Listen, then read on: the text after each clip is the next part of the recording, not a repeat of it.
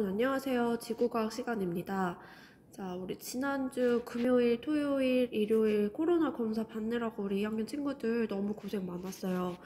선생님도 지금 코로나 때문에 이제 2학년 친구들이 오프라인이랑 온라인 수업을 병행하는 걸 보면서 마음이 참 안 좋기도 한데 다시 또 이런 일이 발생을 해서 참 그렇네요. 네, 그래서 우리 이번 주 시험 끝나고부터가 이제 막 달려야 될 시기이기도 한데 사실 이번 주에는 주제탐구가 예정이 되어 있어서 화, 수, 목, 화요일 오후부터 수요일, 목요일은 수업을 이제 정상 수업이 되지가 않아요.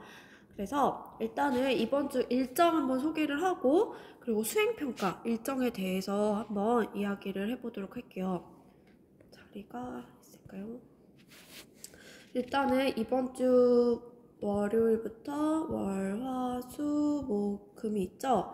자, 화, 수, 목, 오후부터 여기는 이제 정상 수업이 없어요. 그래서 월요일, 금요일을 봤더니 우리 2학년 7반, 그러니까 B반 친구들은 이번 주에 3번 수업을 다 하고 그 다음에 2학년 1반, D반 친구들은 이번 주에 수업을 하나도 못하고 그리고 2학년 5반, A반 친구들은 2번 들었죠? 잠시만요. 2학년 5반은 네, 2번 수업이 들었어요. 그래서 일단 이번 주는 너무 이제 격차가 심하다 보니까 우리 다음번 진도는 이제 그 다음 주 며칠일까요? 이걸 보면 10월 25일부터 이제 진도를 나갈 예정이고 별의 탄생과 진화부터 이제 진도를 나갈 예정이고 일단 이번 주 10월 18일부터 22일 일정은 중간고사 풀이를 할 거예요. 너희들 그 푼 거랑 이제 선생님이 서술형 답안이랑 이제 객관식 답안을 한번 쫙 봤을 때 우리 친구들이 이제 온라인이랑 오프라인을 왔다 갔다 하면서 조금 이 부분의 내용을 잘 이해를 못했구나 라는 생각이 좀 많이 들었기 때문에 풀이를 하면서 이 부분의 내용을 다시 한번 짚고 넘어갈 거예요. 그래서 이 풀이 영상을 보고 각자 오답 노트를 해서 제출하는 걸로 할게요. 자, 이 오답 노트는 탐구 수행평가 대신을 대처할게요. 이거 수행평가.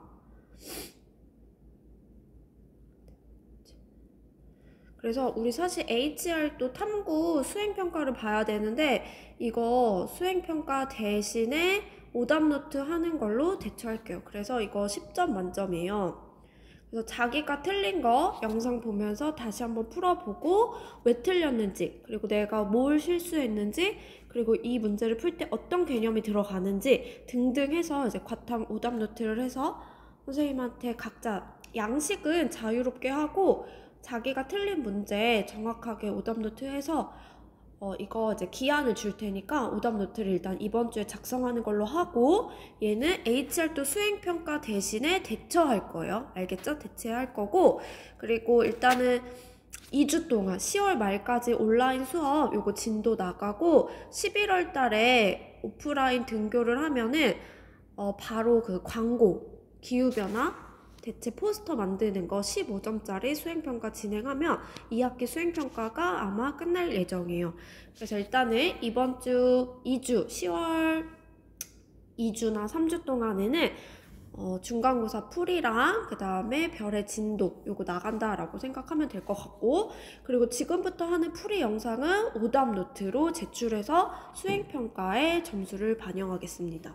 됐죠? 그래서 이 부분에 대해서 혹시 궁금한 점이 있는 친구들은 그래서 지금 3번, 2번 없는 반이 있기 때문에 영상을 3편으로 짧게 해서 올릴 거예요. 그래서 B반 학생들은 그냥 그거 하나씩 보면 될 것 같고 그다음 A반 학생은 3편의 영상을 2번에 나눠서 보고 그래서 D반 친구들은 일주일을 더 줄게요. 그래서 이거 D반 친구들은 조금 알아서 하고 그 다음 주부터는 진도도 따라가야 될 것 같아요. 됐죠? 네, 그러면 이제 요거 오답 풀이를 한번 해보도록 하겠습니다. 자, 1번 문제를 보면 논술형 1번이랑 같이 이제 연결되어 있는 문제죠. 그래서 1번은 선생님이 반드시 엘니뇨 라니냐 수업을 할 때 오프라인에서 복습하면서 뭐라고 했냐면 기압 편차를 가지고 동태평양과 서태평양의 기압 차이를 가지고 우리는 엘니뇨인지 라니냐인지 구분할 수 있다. 그쵸? 그거 얘기했었죠. 그래서 여기서 밑줄 한번 그어볼게요. 해수면 기압 차이, 동태평양 기압에서 서태평양 기압 차이. 이게 결국에 뭘까요? 이게 뭐였죠? 동태평양에서 요거 뺀 차를 우리는 무슨 지수라고 했었죠? 뭐였죠? 요게 난방 진동 지수였죠. 그래서 동태평양 기압에서 서태평양 기압 차이. 그래서 양수인지 음수인지를 가지고 이 시기가 엘니뇨 시기인지 라니냐 시기인지 알 수 있다라는 얘기 했었고, 요거 시험에 낸다라고 해서 1번 문제에 냈어요. 그래서 동태평양 기압에서 서태평양 기압 한번 보면은 일단 엘니뇨 시기가 되면은 동태평양과 서태평양 기압이 어떻게 될까요? 무역풍의 약화로 인해서 해수면의 높이 차이가 생기지 않죠. 그래서 해수면의 높이 차이를 보면은 거의 동등하다라고 했어요. 왜냐면 여기 서태평양에 높았던 물이 중력에 이렇게 흘러내려오기 때문에 거의 일정해진다라고 했죠. 그러니까 당연히 용승을 하지 못하니까 찬물이 오지 못해요. 그래서 여기는 상대적으로 이제 따뜻한 물, 평년에 비해서 따뜻하죠. 그래서 기압 차이가 저기압, 그리고 서태평양이 고기압. 그래서 동태평양에서 서태평양을 빼면 어떻게 돼요? 난방 진동 지수가 난방 진동 지수가 당연히 음수가 되겠죠. 그러면 반대로 라니냐 시기엔 어떻게 될까요?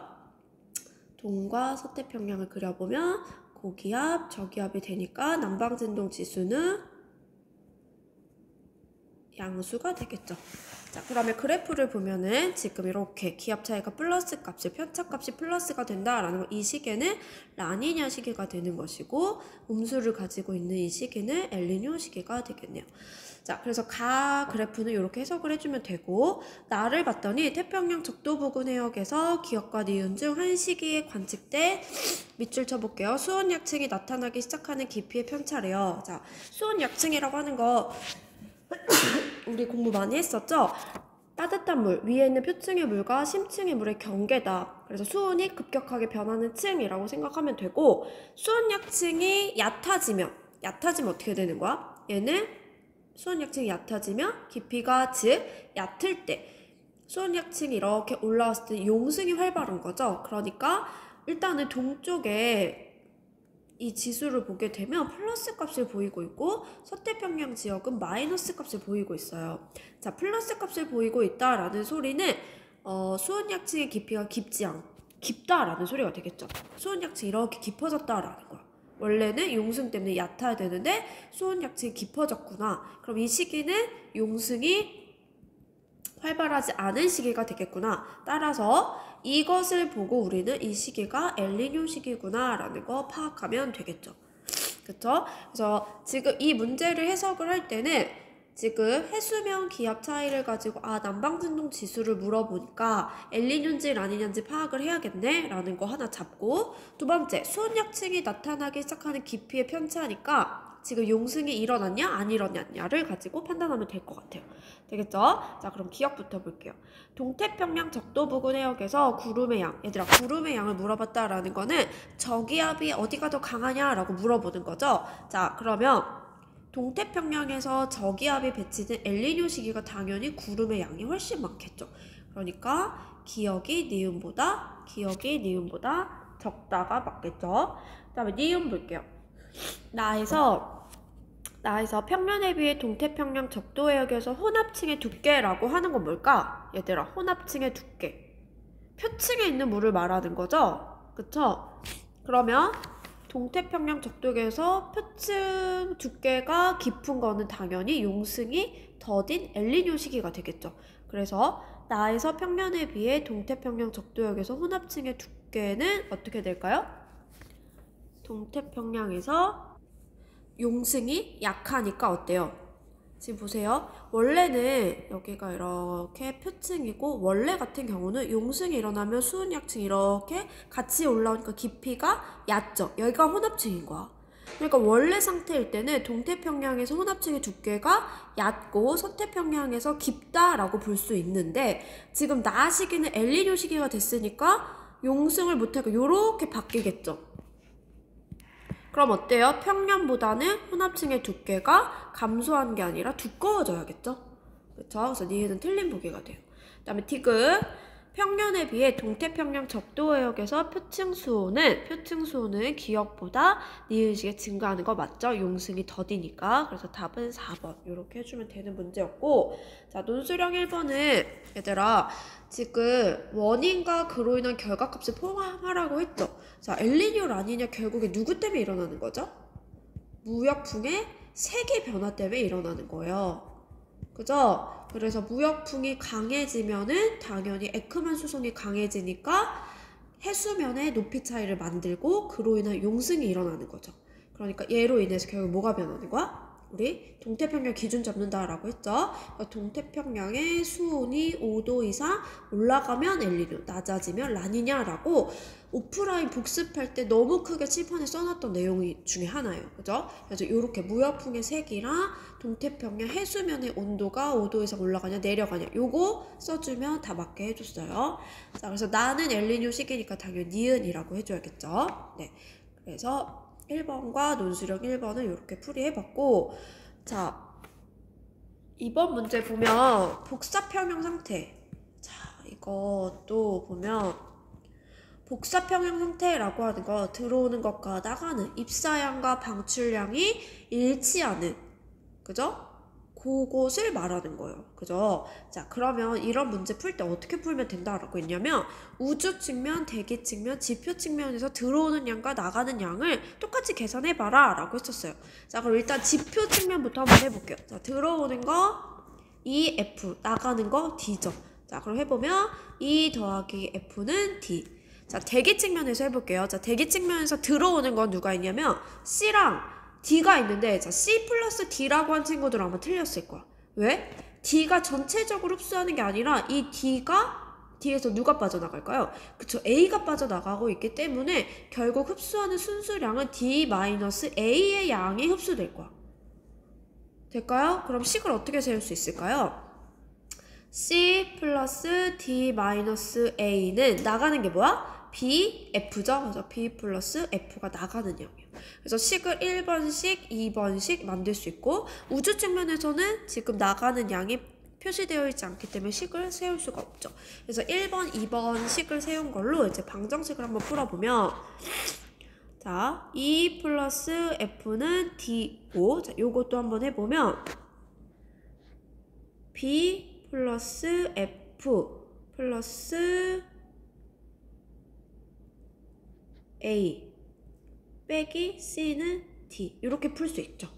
얘를 그냥 다 넘긴 거예요. D만 남기고 C랑 A를 이항시켰어요. 그래서 마이너스 C 플러스 A. 자 그럼 얘를 한번 빼볼게요. 자 빼보면 D는 없어지죠. 없어지고 F 없어져요. 그러면 E 빼기 B는 AC를 절로 넘기면 넘기면 어떻게 쓸까요? B 플러스 F 그 다음에 D 넘기면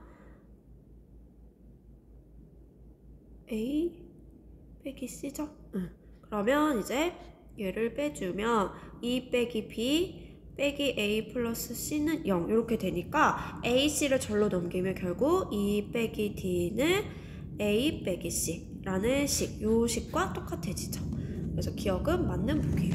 그래서 지표 측면에서 식 하나, 대기 측면에서 식 하나 각각을 세워주고 방정식 풀어주면 되는 문제였고, 이런 스타일의 문제들을 기출문제도 굉장히 많이 나오고 우리 시험 보기 전에도 선생님이 책에 실어놨던 문제랑 유사해요. 그죠?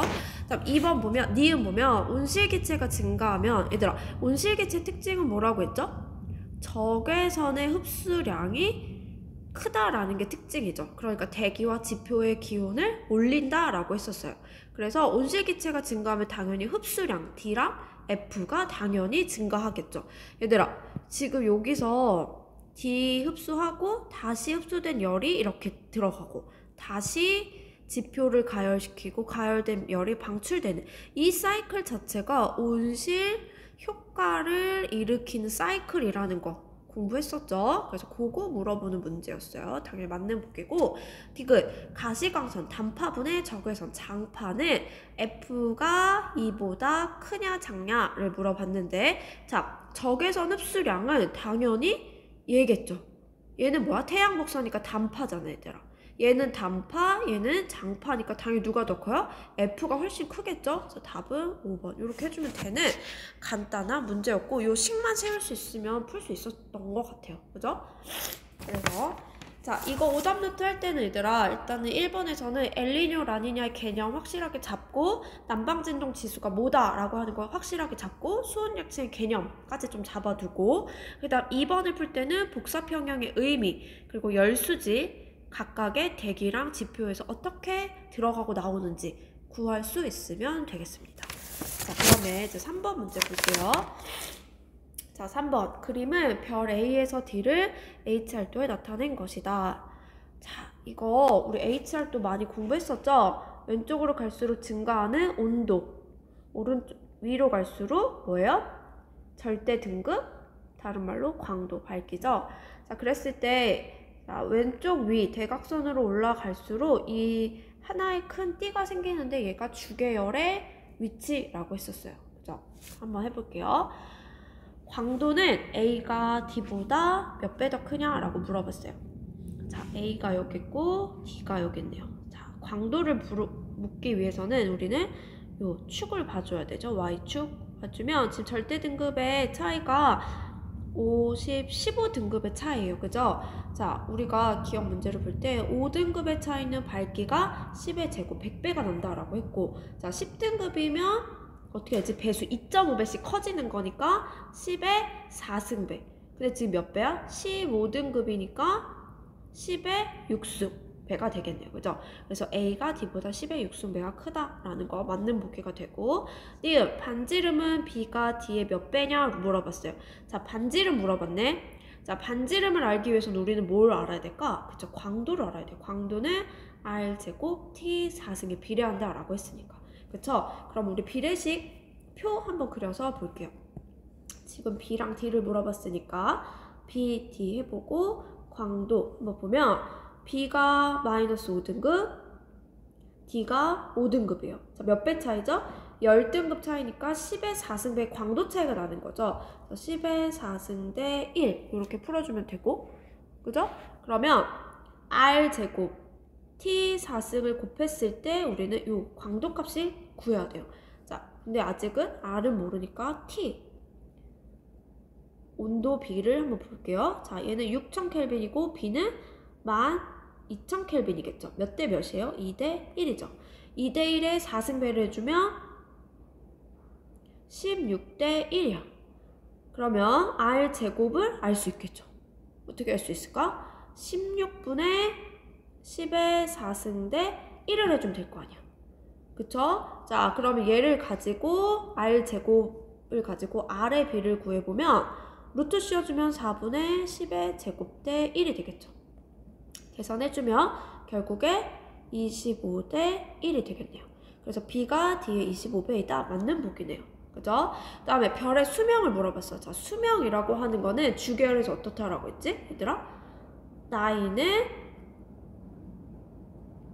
어떻게 했었어요? 내가 가진 질량에서 광도를 나눠주는 거라고 했어요. 근데 주계열의 특징은 광도는 질량의 대략적으로 한 3.3배다. 그래서 얘를 넣어주면 결국에 질량의 마이너스 2.3배다 라고 공부했었죠. 그래서 질량이 큰 별일수록 수명이 짧아진다 라고 했어요. 그러니까 질량이 가장 큰 거, 광도가 가장 큰 B의 수명이 가장 짧겠죠. 그래서 이렇게 바꿔줘야 되죠. 그래서 답은 3번 이렇게 풀어주면 되겠네요. 그죠? 그래서 3번 문제는 우리 별의 물리량의 단순한 문제였어요. 다음에 4번 볼게요. 자, 그림은 남태평양의 아열대 순원을 나타낸 것이다. 자, 남태평양은 북반구랑 좀 반대로 생각해주면 되겠죠? 그리고 위도대를 보니까 지금 0에서 30, 30에서 60 요 해류가 다 있어요. 그럼 한번 보면 지금 D는 0에서 30도를 흐르고 있는 가로의 해류죠. 얘 뭐예요? 남적도 해류예요. 그죠? 남적도 해류고 B 같은 경우는 지금 남극 순환유를 의미하겠네요. 그죠? 그 다음에 지금 C는 남극에서 지금 적도 근방으로 이렇게 올라가고 있어요. 그죠? 그럼 얘는 한류일까요? 난류일까요? 차가운 물이 따뜻한 지역으로 가고 있으니까 얘는 당연히 한류가 되겠고 얘는 뭐였어요? 난류가 되겠죠. 일단 이 정도 잡고 한번 볼게요. 자, B의 해류는 편서풍의 영향. 지금 몇이지? 30도에서 60도 사이를 흐르고 있죠? 당연히 편서풍의 영향으로 형성된 에크만 수송을 흐르게 되는 해류가 맞아요. 그다음 니은 표층 염분은 얘들아 염분. 표층 염분은 어떻게 해야 된다 그랬지? 수온에 비례한다 라고 했죠? 그래서 따뜻한 난류가 당연히 C보다 염분이 높을 거예요. 그래서 반대로 돼 있으니까 틀린 보기가 되고 디귿 용존산소량. 얘들아 용존산소량은 어떻게 된다 했지? 온도가 낮을수록 압력이 높을수록 산소량이 많아진다 라고 우리 배웠었죠? 그러니까 당연히 한류가 훨씬 더 풍부할 거예요. 그죠? 그리고 D랑 B를 비교했으니까 당연히 고緯도에 있는 B가 더 D보다 풍부하겠죠? 그래서 D 해역이 A역보다 적은 거죠. 답은 1번 이렇게 풀어주면 되겠습니다. 그래서 3번, 4번 같은 경우는 그 파트에 해당되는 완전 대표적인 문제라고 생각이 들어요. 그래서 3번과 4번 틀린 친구들은 개념을 조금 더 확실하게 할 필요가 있을 것 같아요. 자, 그다음 마지막 5번까지 볼게요. 자, 1편은 그림은 어느 행성의 대기가 두 개가 얇은 층으로 이루어져 있다고 가정했을 때 복사평형 문제를 하나 더 냈어요. 자, 이거는 의미만 알면 돼, 얘들아. 지금 여기에 해당된 의미를 여기에 잘 적용만 하면 되는 문제였고 얘를 풀 때는 특별한 개념이 필요가 없었어. 뭐야? 복사평형? 들어오고 나가는 게 같다 라는 게 끝이야. 그리고 이런 스타일은 기출문제에 종종 나온 적이 있기 때문에 우리가 한 번 정도 풀어보면은 조금 좋을 것 같아요. 선생님 시험에 냈는데 같이 볼게요. 자, 보겠습니다. 5번. 자, 지금 우주공간, 기층, 지표는 각각 복사평형 들어오고 나가는 양이 같다라는 거 가정하고 있고 두 번째로 보면은 두 기층에서 태양 복사 에너지가 각각 20씩 흡수되고 나머지 60은 전부 지표에 흡수된대요.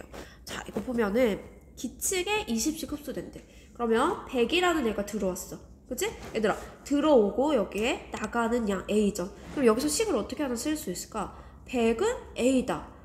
들어오고 나가는 거 같다. 하나 세울 수 있죠? 자, 그리고 100이라는 애가 여기 흡수된대. 얼마? 20이 흡수된대. 그럼 얘들아, 여기 나머지 두 번째 1기층, 2기층. 자, 2기층에 흡수되는 양은 얼마일까요? 그쵸? 여긴 80이 되겠죠. 그리고 여기에 또다시 20이 흡수되고 그럼 나머지 몇이 남아요? 60이 남으니까 지표에는 60이 흡수된다. 당연히 맞아 떨어지고 있어요. 맞죠? 자, 그럼 여기서 A라는 게 100이라는 게 밝혀졌잖아. 근데 또 뭐라고 했냐면 기층이 그 아래와 위로 방출되는 에너지 양은 같대. 위아래로. 얘 방출되는 거 100. 그럼 얘도 몇일까? 똑같이 얘 같아야 되니까 100이라는 애가 되겠죠. 그래서 똑같이 적용하면 되는 거였어. 그리고 지표와 기층이 방출하는 에너지는 그 바로 아래 위층에 전부 흡수된대. 자, 방출되는 거는 여기에 전부 흡수된다라는 의미예요. 그쵸? 자, 그럼 지금 흡수되는 게 몇이야? 180이죠. 그죠? 그러면 나가는 건 당연히 몇이어야 될까? 두 개를 더해서 방출되는 양이 같아야 되니까 180이 돼야겠죠. 또 다시 방출되는 게 180이니까 어떻다 그랬지? 위아래로 방출된 에너지가 같다라고 했죠? 180 방출, 또 다시 180 방출인 거야.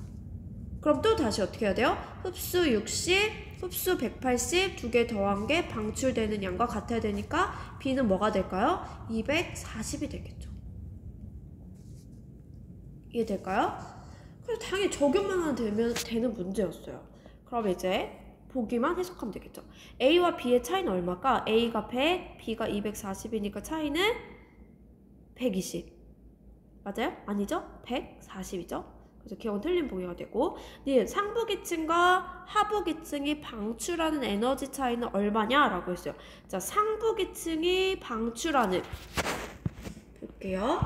자, 여기가 상부기층이 되겠죠? 상부기층이 방출하는 에너지는 얼마야? 200이죠. 하부기층이 방출하는 건 얼마예요? 360이죠. 이 차이는 160 맞죠? 그 다음에 디귿. 대기가 없을 때부터 대기가 있을 때 지표가 방출. 자, 지금 일단 대기가 있으니까 지표가 방출하는 에너지량은 얼마예요? 240이죠. 있을 때 240. 근데 없다라고 가정을 해보면 100 들어오죠. 100 들어오면 당연히 100 나가겠죠. 대기가 없을 때는 100. 차이는 얼마? 140이 증가하겠죠. 그래서 답은 4번. 이렇게 풀어주면 되는 문제였어요. 그래서 사실 스타일 같은 경우는 처음 본 친구들도 많겠지만 지금 이런 문제들을 요 각각의 동그라미들을 여기 그래프에다 잘 해석만 하면은 단순하게 풀 수 있는 더하기 빼기 문제였다라는 거 알면 되겠 것 같아요. 그래서 일단은 첫 번째 파트는 여기까지 5문제 풀고 두 번째 파트 또 절반 풀어보도록 하겠습니다.